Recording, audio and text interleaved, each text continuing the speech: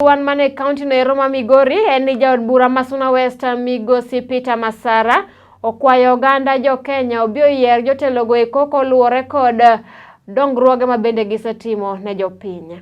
Masara owacho ni kinde osekalo mabende jotelo ni yiere kotenore kod Dhoudi mabende giwuokie.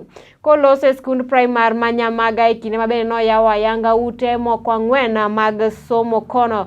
Migosi Masara ojiwo jotelo mapiemo kod ogai mar ODM Raila Odinga e ng'we laro kom ker ni gihikre ne piem motegno e yiero ma dwe mar 8 higani eri.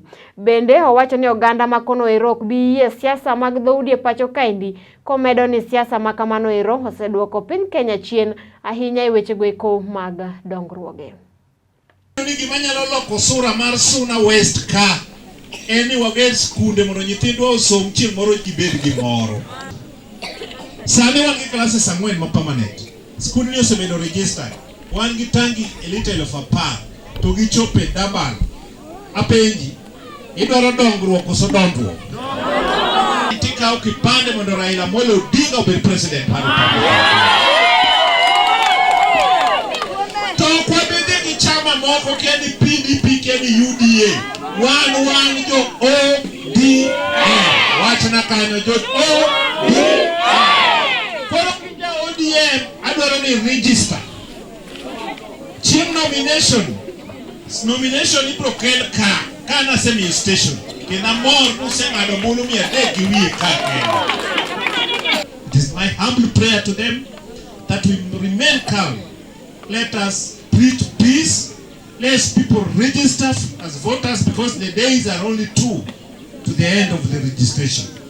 Those who have not registered to get IDs, let them register. And above all, everybody to register as an ODM member because we want Raila Amolo Odinga to be the 5th president of the Republic of Kenya. Where we are, we cannot take chances by giving those who does not have development track records to lead this country. We cannot risk to allow those who have corrupt records, those who have destroyed and collapsed our economy to lead this country. We will not allow that. And I urge each and every Kenyan to sit down and take his or her time to analyze the track record of the 2 leaders who want to be the president of the Republic of Kenya. That is William Ruto and Raila Amolo Odinga. I want to tell you the difference between William Ruto and Raila Amolo Odinga is like day and night.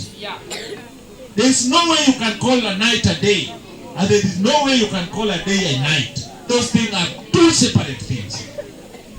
I want to urge each leader who has been taking money from Karen House, the time has come that you stop doing that. Let's focus for Kenya.